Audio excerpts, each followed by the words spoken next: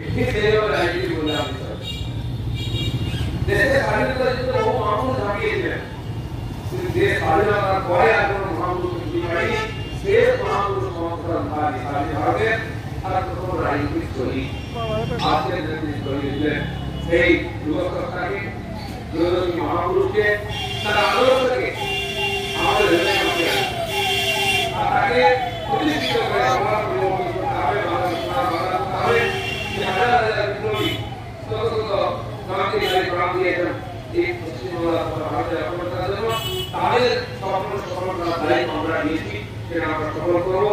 আজকে বিশেষ করে আপনারা যারা গ্রহণ করে মুর্শিদাবাদ জেলায় কাজ করছেন, নিজের আদর্শ নিয়ে খুবই প্রতিকূল পরিস্থিতির মধ্যে কাজ, সবচেয়ে বেশি সাম্প্রদায়িক উগ্রবাদী আর নেতৃত্বাধীন শক্তি এখানে সক্রিয়, বিভিন্ন অনুষ্ঠান আমরা দেখতে পাই। যখন জিএ পানি হলো এই জেলায় সবচেয়ে বেশি হিংসা হবে, বেড়ালা স্টেশন নিয়ে হবে, রেলের মধ্যে ফেলা আছে, রেল নিয়ে হবে, বাস নিয়ে হবে।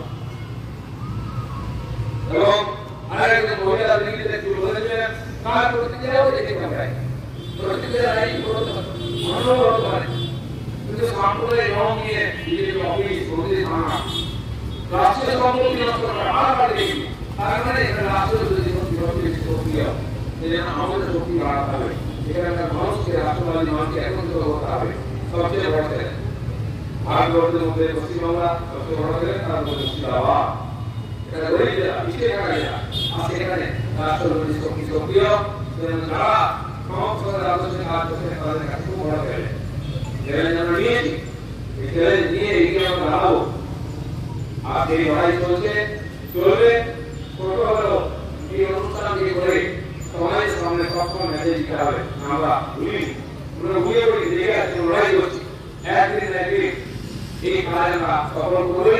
যেমন সারা দেশ এগিয়েছে সংসদের আদর্শের পিছনে, পশ্চিমবঙ্গ যে জোগাড় করছে তার ফল আজও আমরা পাবো। অনেক চক্রান্ত আমরা দেখেছি, অনেক বিরোধী শক্তি একত্রিত হয়ে হারাবার চেষ্টা দেখেছি, কিন্তু ভারতের যে জাতীয় শক্তি, যে রাষ্ট্রশক্তি সহকরণী সবার বিশ্বকে শান্তির বাণী দিয়েছে, তাকে বাঁচিয়ে রেখে আমরা এগোচ্ছি।